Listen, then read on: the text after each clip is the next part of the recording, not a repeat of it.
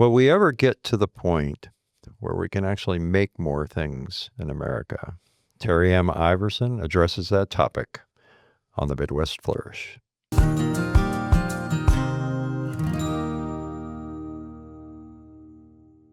Greetings, I'm Rick Farrant, and I'm your host for the Midwest Flourish. Our guest today is Terry M. Iverson. He is the former president and CEO of the Illinois-based Iverson and Company, which is a machine tool distributor. He's also the founder of ChampionNow, and he is the author of 2 books promoting careers in manufacturing. Terry, welcome. Thanks for having me, Rick. Your family has been involved in manufacturing for a long time, so this is probably going to be a tall order. But can you kind of give a history of your family's involvement with manufacturing and then your involvement in the industry? Okay, I'll try to condense it for brevity's sake. So my grandfather started in 1925 in a machine tool builder in Chicago. And as a result, that builder, Hardinge, moved to Elmira, New York. And he was one of 3 people that were offered to go with, and he turned them down.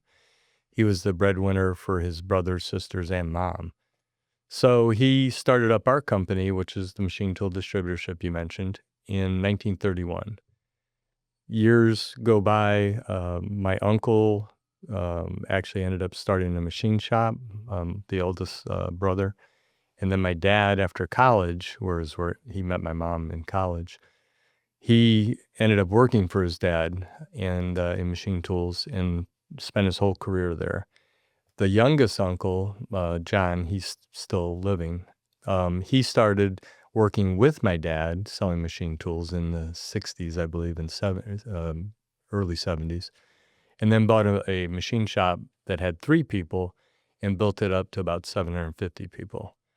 So we have, the other thing I left out that I didn't mean to is my grandfather started an indicator company.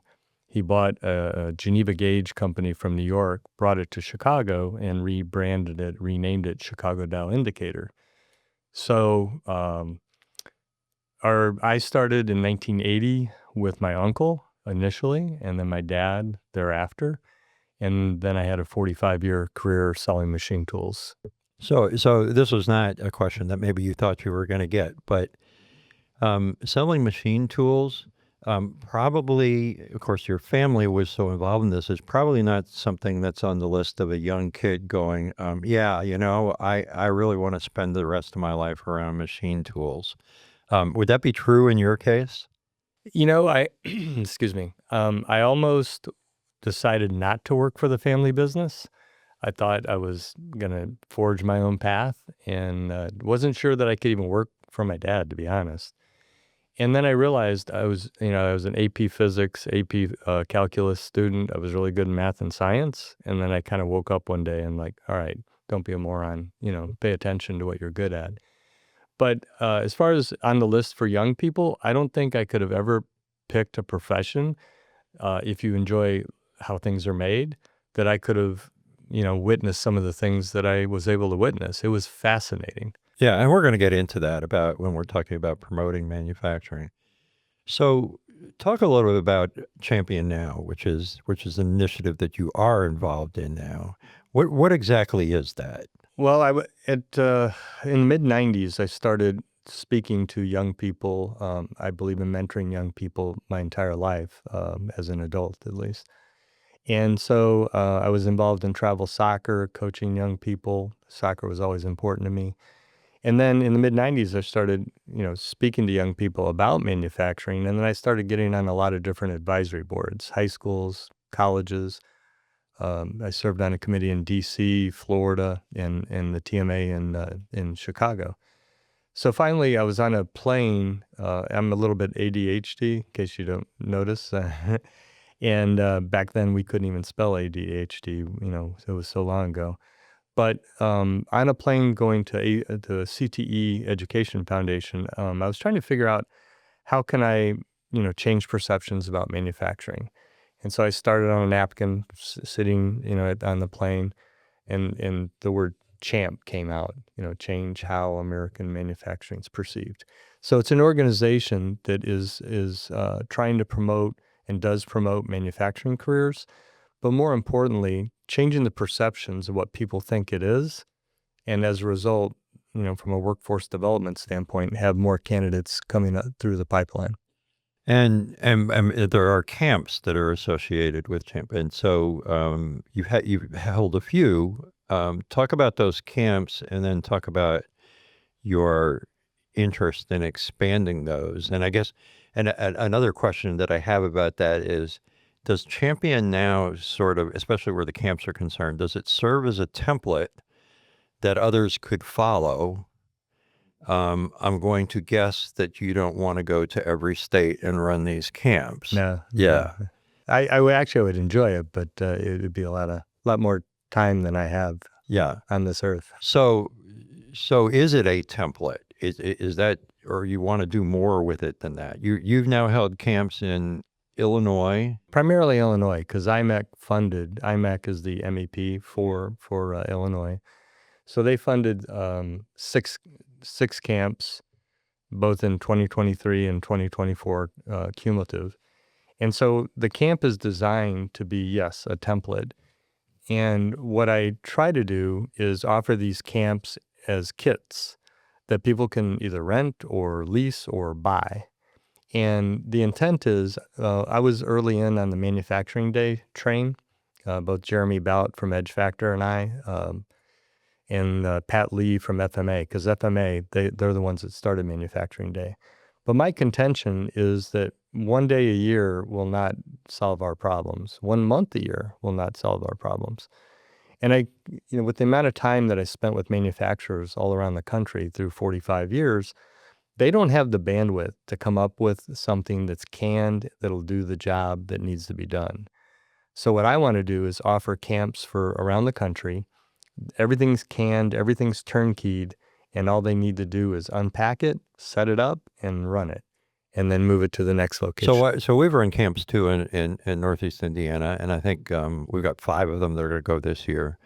And one of the things I think that really helps with camps is when you get various community organizations also involved in supporting that. Is that part of your sort of game plan with these camps, and not just in funding, but also in planning and strategizing for the camps?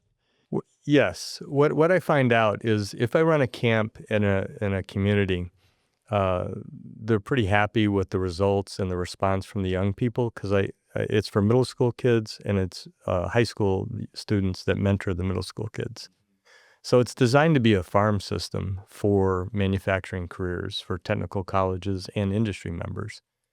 So it's a little bit unique in a lot of ways, but this is something that either a community or an association or even a large company could be able to hold, 200 events a year. And it's designed to be a 1-day camp where you have a session in the morning with 24 middle schoolers and a session in the afternoon, 24 middle schoolers. And when you start replicating and doing the math, you can make massive change in a community in terms of potential candidates for students in manufacturing education by doing this in your own community and growing your own farm system, basically, in terms of workforce development. And the camps obviously are to generate interest in manufacturing.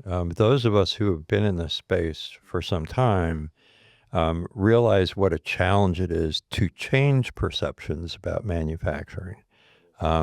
I know that I've been in the workforce development space for 11, 12 years, and I feel as though we are just beginning, even though we've been trying to get the message out. You write in Inspiring Champions in Advanced Manufacturing, which, by the way, those of you who are going to be on video, there's that book. You write that we need to make manufacturing cool to young people. And one of the things you mentioned in this book was you said, well, you coined the phrase CNC rocks. Okay, that's a phrase. How do we make manufacturing cool to young people? Well, I think what a lot of people aren't, first of all, a lot of people just don't know. So let's start with that. Okay, manufacturing has, I don't want to say lost its relevance, but to the general public in our culture in this country, it's lost its relevance. What people don't realize, it's extremely relevant to everything we say and do every day. But I don't think we have to make it cool. It is cool. You have 2 to 3 billion gamers in this world, come to find out. And I'm not a gamer, but the digital component of gaming and the attraction for young people that it offers isn't much different than CNC in terms of, digital code. Barbara Humpton and I spoke of Siemens, and she was all about the digital twin and the connection between gaming and the digital world of CNC. So I don't think we have to make it cool. We just need to put them in front of it, and they can make the connection on their own. So if a lot of people, a lot of the parents and grandparents, they picture manufacturing as smokestacks and assembly lines and soot and dirt and grime. And yeah, there are parts of it that, that aren't totally, squeaky clean, so to speak. But on the other side of the coin, there's a lot of automation and a lot of very, clean room type of manufacturing. But we have to get that message out there and really show what manufacturing in today's world, what it actually is compared to what they think it is. Yeah, and I think the hands-on activities, certainly with camps, I mean, that's one way to do that. I know another way potentially to do it, which I don't think has really been used as much as it could, would be, say, gamification, which speaks to your point of, they love to play games and stuff. And I think there's probably a lot of progress that could be made in that direction that might get young people sort of interested in doing it. Totally agree. You're also a proponent of debt-free education. Big time. That is also part of the message, right, for manufacturing, that a lot of us have sort of said, hey, you don't really have to go to college for 4 years. You can. But there are also ways of getting certifications and maybe on-the-job training and other ways, and you can earn a darn good living. Absolutely. One of the questions that I have is the skill set for manufacturing is getting more advanced literally by the second, right? All the technology that's out there, the autonomous systems, robotics, obviously. Is that still a fair projection that you don't really need to go and spend a pile of money to learn, say, the higher tech sort of things? Are we still going to be able to do this with certifications and on-the-job training? I'll qualify this in a minute, but I'll say yes, but it depends. One of the things that I think we're missing is that a lot of these young people, they grew up digitally right out of the womb, right?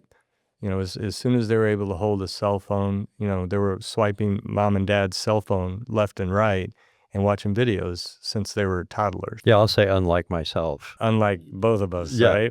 Yeah. First time I saw a computer was in college. So let's start there.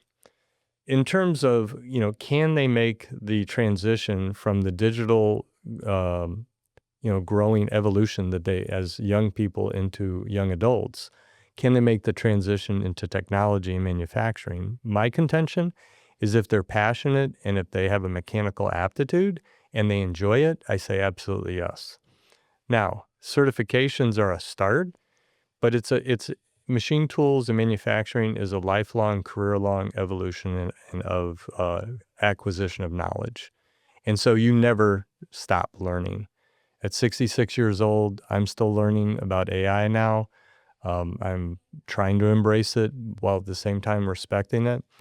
And I've had to do that in my whole career. And my dad, even in his older age, he was able to adapt to technology in both what we sold and also technology, whether it be cell phone or, computer technology. So I think young people coming up, they've been adapting digitally their whole lives.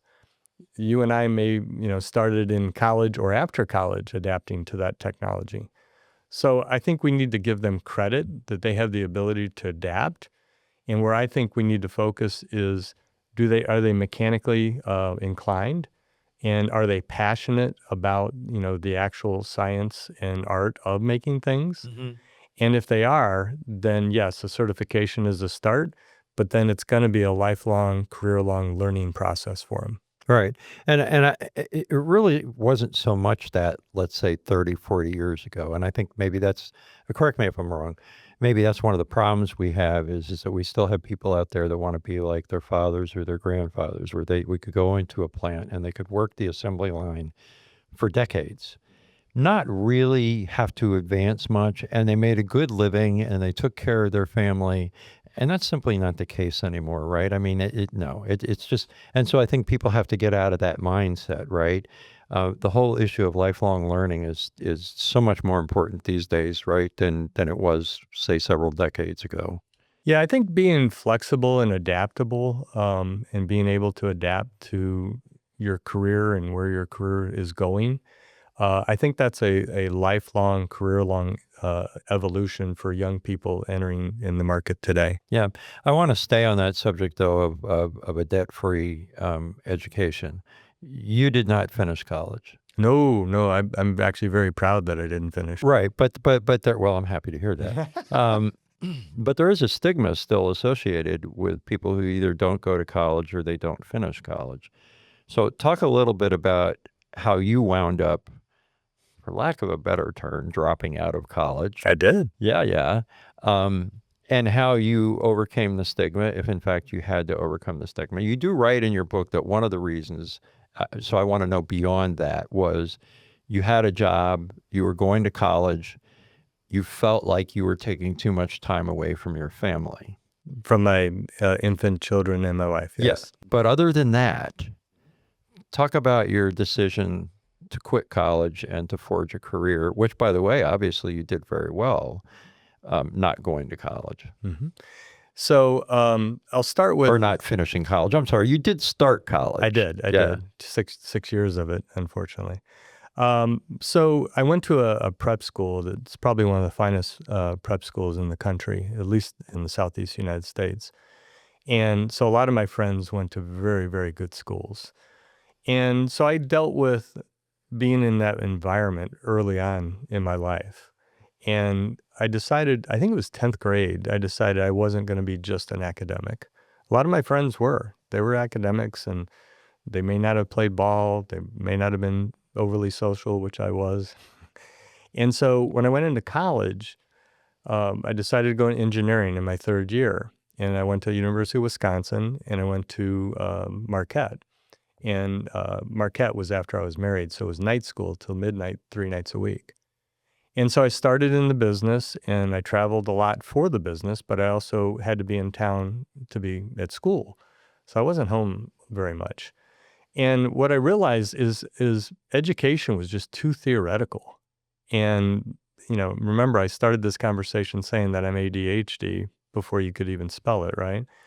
And so I got bored. I was a very bright kid, but I was bored silly.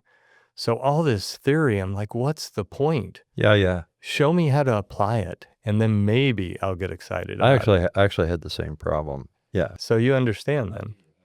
So I'm sitting in thermodynamics, which I did find fascinating, but when I make this comment to, doctorate level engineers, they laughed hysterically, which I didn't see the humor in it, but I quit after right in the middle of a thermodynamics class. I just had this epiphany. I'm like, I know more engineering than I could ever use in what I'm doing. And I'm at a young age, I'm pretty good at it, and I'll get better at it. But applications wise, I gravitated when I got into the business, making how to make a part and how to process a part. That fascinated me. And I learned way more applying at least what engineering I had towards not mechanical engineering, not designing a part, but using that engineering to make a part, and then use that ability to help my customers make their parts better on the equipment that I sold. Yeah. I mean, did you at all feel a stigma or a shame or anything about, was there at any point where you went,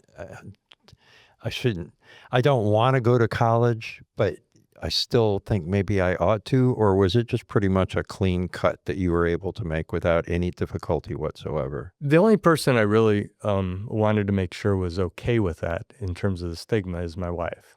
As long as she was okay with me quitting, I had no problem quitting. But the situation, understand where I started from. In 10th grade, I was playing varsity soccer around a lot of older kids. And in 10th grade, I went from National Honor Society in ninth grade.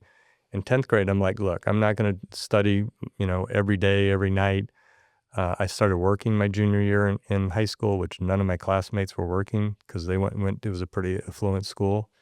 And so I was working. I was also partying pretty well too, and playing on 3 varsity teams. So I didn't have a lot of spare time. So I got over the stigma when I decided I wasn't going to be just an academic in 10th grade. One of the other things that you write about, excuse me, is making things in America.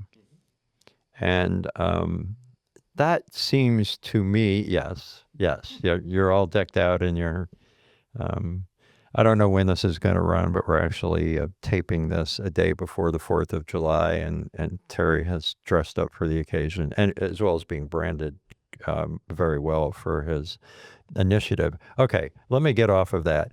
Made in America. Yes. Which seems like to me, it's like, they talk the proverbial, it's like turning the Queen Mary around. It's a good analogy. Well, because that's not something that will happen overnight. I think a lot of people think of it that way. It may even take a couple generations. How do you see that happening where there's significantly a change in how many products are made in America? Because we all know now we can take a look at all kinds of products and invariably it's from another country. Very well said. So ever since 1980, when I tried to buy a hairdryer for my wife and was gone for 4 hours looking for a U.S.-made hairdryer, handheld hairdryer, it's been a quest of mine to elevate Made in America any way I can. There was a time in that our quality was so poor in terms of attention to detail in this country in making our products that it was the Japanese and Deming that taught us that we need to do better and we have to have better quality measures. Iacocca jumped on that eventually, and Chrysler led the way, and then Ford joined in, and GM as well. But having said that, I think we learned a lot during the COVID pandemic. I think we learned that we're very vulnerable by not having products made in our country, from the medical components and preventative measures and medicine and et cetera. But I also think we're learning a lot the more we learn about China and how China and U.S. are truly very odd adversaries, but also business partners. It's a very odd circumstance. And I think the general public is starting to get more knowledgeable about, well, maybe buying as much from China is not a good thing for our national debt, for our security in some ways. And so I think since COVID, I think we've had an epiphany of sorts that needs to go beyond that. We need to make more in this country, and we need to be a little bit more conscious of trying to make sure we buy Made in America more than that we have in the past. Which at the moment is more expensive. Right. And at the moment, we may not have as many resources available to us to provide a significant number of these products. And that's what I am getting at. What I'm getting at is, I know when I worked for a nonprofit a number of years ago, and I had to order pens. Mm-hmm. And when I looked at the cost of pens, your branded pens that you have, pens from China are infinitely less expensive than pens made in the United States, right? So how do we get to the point where a business person doesn't look at this and say, why would I buy a pen over here? Other than just because I believe in Made in America, why would I spend this much money over here when I can get them for this much? Our country was built on the premise of long-term vision and long-term principles in terms of investments, and we've gotten away from that as a country. We're very short-term minded. And if you look at internationally, all the different countries that have been successful, the Japanese being one, even the Chinese, they look very long-term. And we need to get back to that.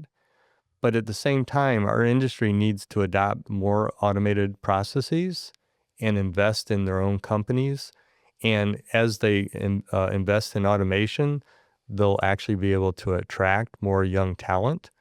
And so it'll be almost like a self-fulfilling prophecy in terms of being able to get, the next generation in their workforce.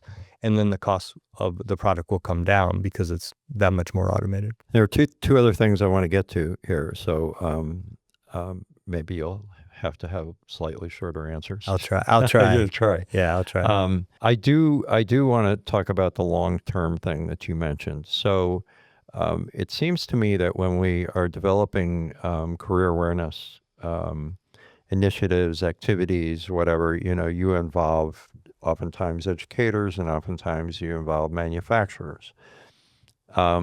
My experience, our experience is the educators are pretty good about this and pretty warmed up to it. The manufacturers, not so much, even though it's the manufacturers that are being assisted. And they will have all kinds of excuses. They'll have excuses like, we don't have time to oversee these people. In some cases, they'll say, well, we can't get young people in there because there are safety issues, which we can't get into today, but there are ways around that. And I know them, and I'm sure you do too. So how do we get manufacturers in terms of continuing to have a robust, skilled workforce? How do we get them to think more in terms of playing the long game? Oh, man, that's a great question. Well, first of all, we need to call them out on making excuses, first of all.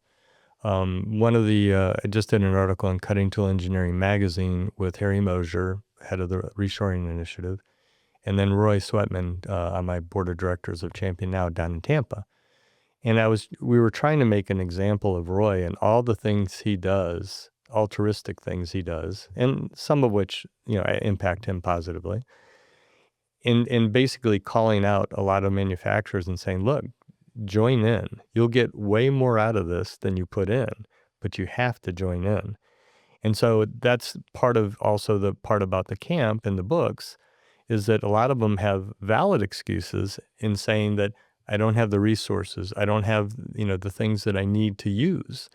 That's one of the reasons I wrote the books. One of the reasons I have these little pamphlets that they can give out. And the camp is say, okay, I'll take that excuse away, is I'll provide the resources, and you'll be able to use these, to advocate for yourself and for your community.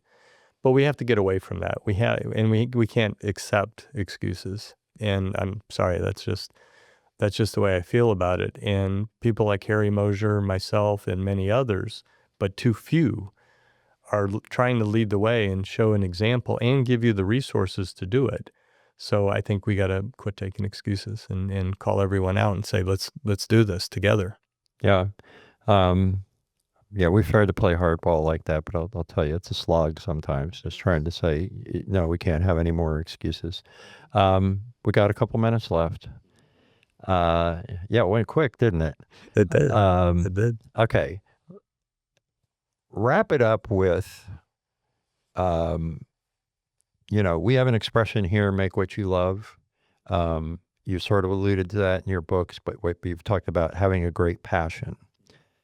How do we get parents to tap into a young person's passion? And in this particular case, I guess we'd be talking about fields that have to do with manufacturing, could be engineering, could be a whole host of things. What do you want to tell parents about tapping into that passion so that the kid has an early start in moving towards a career? Well, I definitely think that, the parenting, my first book, I talk about parenting a lot. And I talk about what an awesome responsibility that is. The second book, I intentionally made the book two-sided. One side's for parents, one side's for students. But I think in Europe, the parenting model in Europe and the culture in Europe, they encourage and embrace the young person understanding what really ignites them early on in their childhood. By 14, each one of them knows what they're really passionate about. Mm-hmm. Well, in doing that, we got to make sure that engineering and manufacturing is on at least the list, right? So we have to change the perceptions by the parents of what manufacturing is first, and that it is highly technologically filled and it is challenging and rewarding. Because if we don't do that in terms of educating them and informing them, then they'll make sure that it's not on the list when they sit down. But we need to do a better job as parents, and I include myself on this, in that we need to make sure that instead of those of us that are fortunate to be able to sock money away for a college education, we can't just, cop out and say, look, go to college, here's the money for it, and figure out what you want. That's a cop-out. We need to engage our young people and find out what they're passionate about and get them to think, get them involved in internships, and hopefully manufacturing and engineering is on that list, hopefully. And if it's not for them, that's okay. It's just not okay not to at least be part of the equation and that they can decide yay or nay. Yeah, and we didn't get too much to apprenticeships and internships, but maybe we'll do that another time. That's a whole question, long story. Terry, how do people find out more about ChampionNow, and is there a way that somebody can get in contact with you? Of course. Thank you for asking. ChampionNow website is championnow.org, and my email address is terry@championnow.org. And there's more information on the website than anyone could possibly digest. So there's videos, there's information about the camps, the books are on there, the podcasts are on there, yours included, obviously. And there's also, we started a scholarship in my dad's honor at his old high school. So there's just a lot of information there. So dive in and let me know what questions you have. Thanks for coming in, Terry. Appreciate it. Maybe we'll have you back at some point. Thank you, Rick. I appreciate it.